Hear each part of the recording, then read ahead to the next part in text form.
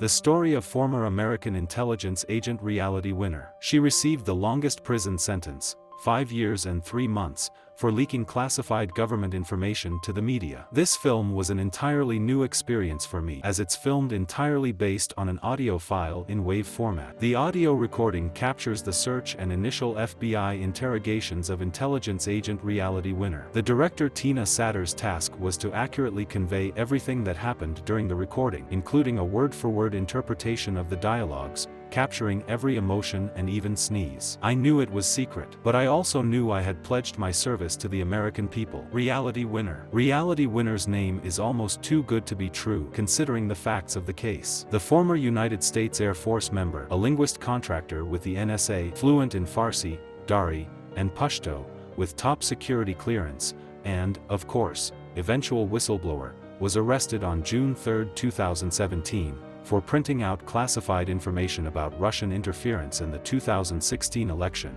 and sending it to the news outlet The Intercept. Despite support from the likes of Julian Assange, Reality did not win in her fight against the federal government. Denied bail multiple times, Winner was sentenced to 5 years in prison, the longest sentence ever given for leaking classified documents. What was startling about Reality Winner was her youth. Just 25 years old, and her blonde, blue-eyed, fresh-faced, innocent appearance. She was a CrossFit devotee. Her Instagram was a mashup of documenting her healthy meals and posting weightlifting videos. It was hard to square the image with the reality. The 2 FBI agents who questioned her had recording devices attached to their wrists. They recorded the whole interrogation. In 2019, Tina Satter turned the interrogation transcript into an acclaimed play, Is This a Room?, which started with a run at the Vineyard Theater in New York before moving to Broadway in 2021. The script is made up entirely of the transcript, word for word. Reality, Satter's film adaptation of the stage play, is her directorial debut,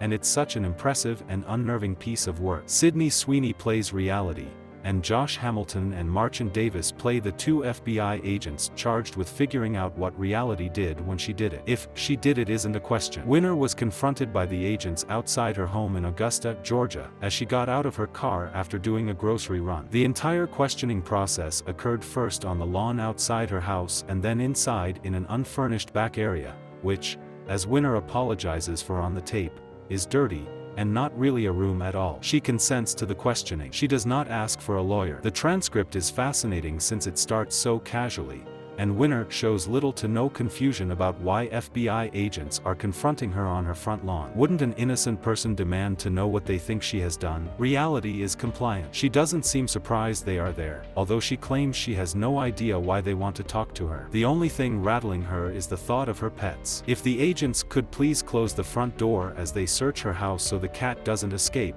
that would be great. If she is arrested, could someone please call so-and-so to come and pick up her dog? If you are a pet owner, this will make perfect sense. One could call Reality bare bones, which would be accurate. Most of it occurs in one room, with 3 people talking. There are some interesting camera angles as the questioning gets more intense, but Satter's approach generally allows the language to take center stage. There are a couple of flashbacks, but they're brief. Reality is shown sitting at her desk at work, Fox News playing on all the television screens. No attempt is made to open up the story. At first, the FBI agents display benign good cop smiles. They just want to clear up some confusion. They have a couple of questions. They are dressed casually in khakis, IZADs. They make small talk. The small talk is truly small.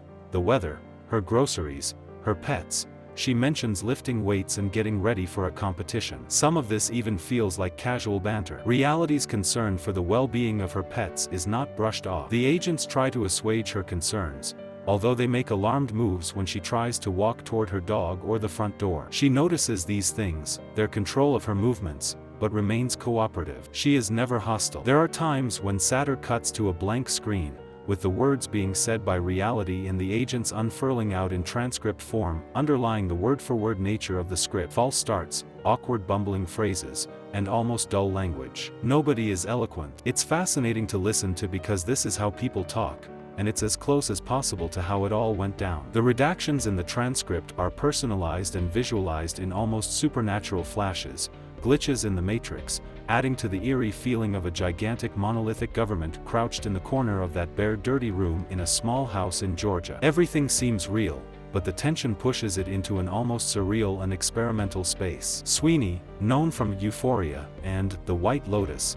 might seem like a counterintuitive casting choice, but Satter knows what she's doing, and so does Sweeney. Sweeney plays reality simply and unfussily. She doesn't play her innocence. She doesn't indicate reality's inner knowledge. There are no outbursts or impassioned political speeches. She doesn't fall apart. When the reveal comes, as of course it does, it feels organic as opposed to dramatized. Reality did what she did for a reason. She doesn't feel bad about it, knows she will be punished, and is ready to take her punishment. Played in a room with brutal fluorescent lighting, and no clever tricks or soundtrack or ambience to hide behind, Sweeney gives a very impressive performance, perfectly modulated and crescendoed. I wasn't trying to be a Snowden or anything, reality tells the agents. Considering everything that's come to light since 2017, Reality Winner's sentence is a reminder of the importance of whistleblowers and the dangers they face. Reality is a brutal film, with a short runtime and a story arc so strong it obliterates the memory of self-important complex films,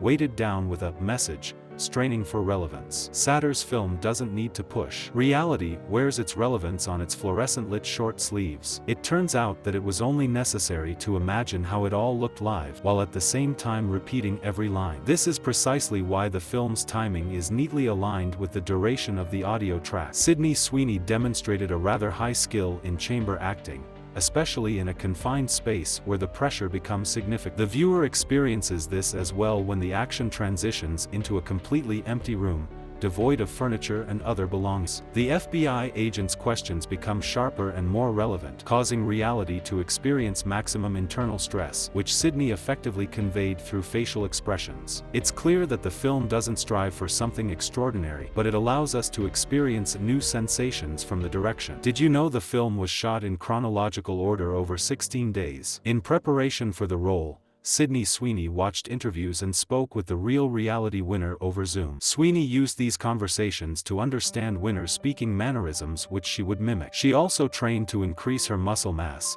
in some cases using workouts Winner posted on her Instagram to better represent Winner's job as a yoga trainer and CrossFit instructor. Based the stage play, Is This a Room? By Tina Satter, who also wrote and directed the film adaptation. The anime character who can be glimpsed several times in the film, such as the stickers on Reality's fridge and wall, and the sketches in her notebook, is Princess Nausicaa, the central character in the Studio Ghibli film, 1984. This is likely intended as a subtle metaphor, as that character is a pacifist who is struggling to end a terrible war, similar to what Reality is trying to accomplish in this film. Despite consulting and supporting the film, Reality Winner has said she will likely never see it for herself due to finding the prospect of reliving the day of her arrest too traumatic.